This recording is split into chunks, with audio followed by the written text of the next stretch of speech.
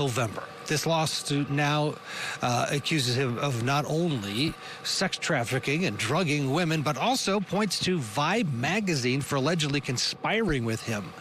A former adult film actress claims that she was demanded to begin engaging in sexual intercourse with guests at Diddy's famous white parties. Jonathan Davis, the attorney for Sean Combs, issued this statement on this latest claim, saying, quote, "No matter how many lawsuits are filed, it won't change the fact that Mr. Combs has never sexually assaulted or sex trafficked anybody."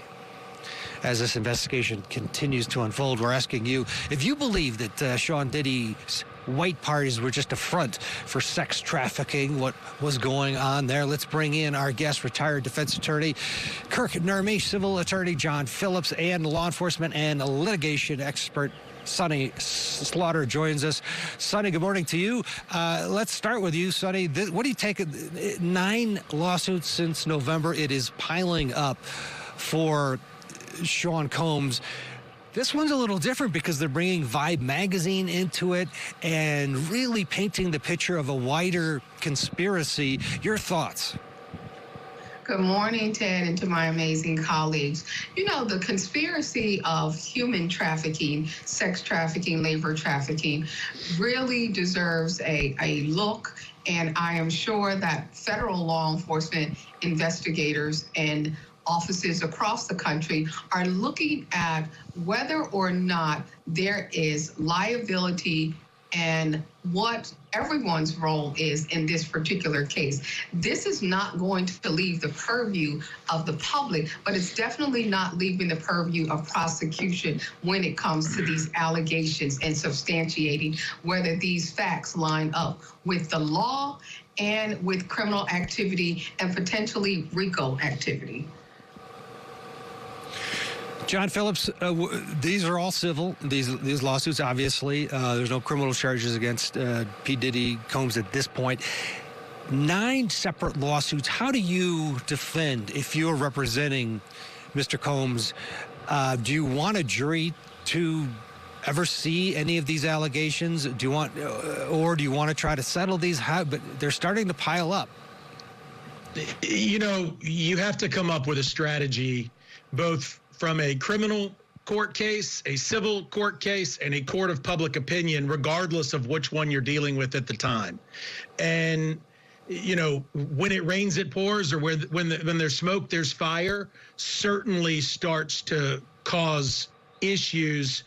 You know, I used to be of the mindset that this was all an Illuminati thing and not real, but we've gotten more and more calls from people who want to whistleblow and people who want to sue, you know, churches and cults, and some celebrity names have been thrown around to us.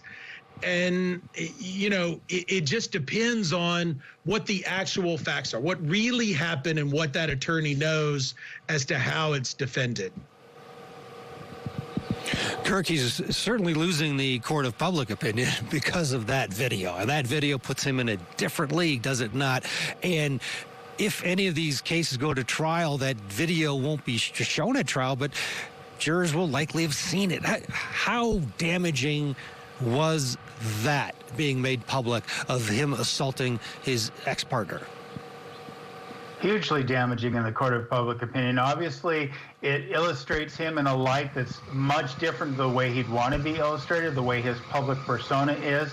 It takes that facade off him. We talk about, you know, A-list actors like Alec Baldwin. Now we have someone, though, we're going behind the scenes and seeing that an A-list music celebrity has a lot of demons in his closet, right? And I'm surprised there's only 9 lawsuits at this point in time.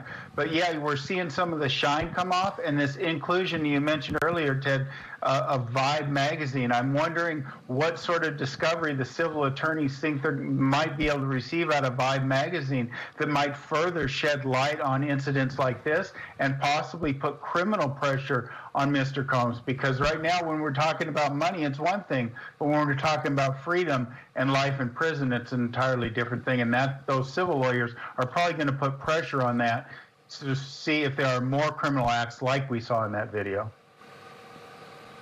Yeah, good point. Yeah, Vibe magazine also named in this latest lawsuit. This is the only complaint so far where a magazine was listed from the plaintiff, accusing basically the magazine of publishing her photo without permission. That's one of the issues. That's not a big deal.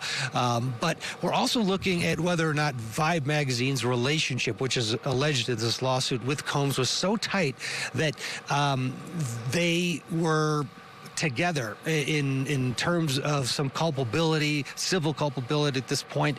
And it could now make the magazine a target for future litigation if indeed there's a there. But Sonny, that's a big if at this point, because we just don't know. We don't know what they know, but there's got to be something there. You would think you wouldn't attack a magazine without a little bit of ammunition.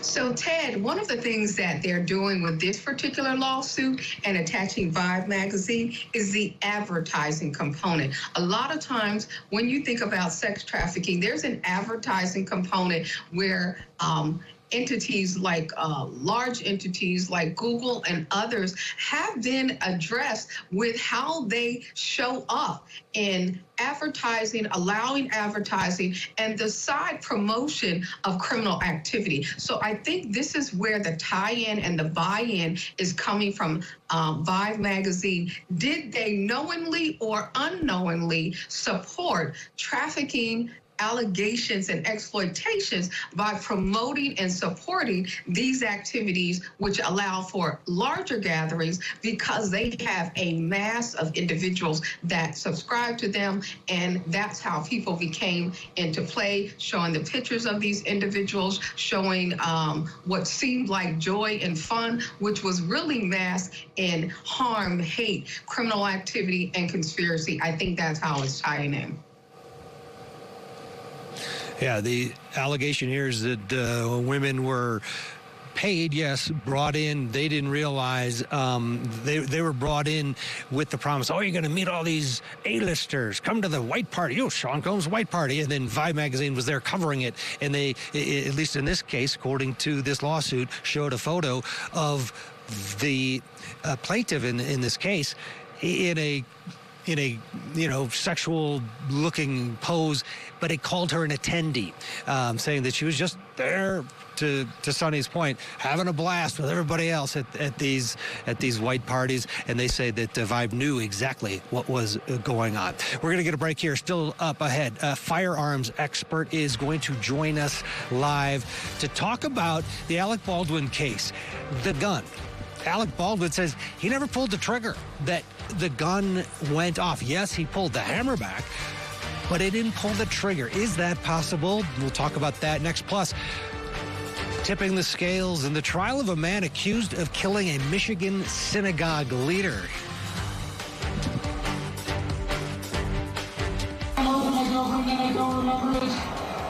Where's your girlfriend stay at? She's in Detroit. Okay. What makes you think that you killed her? Because I have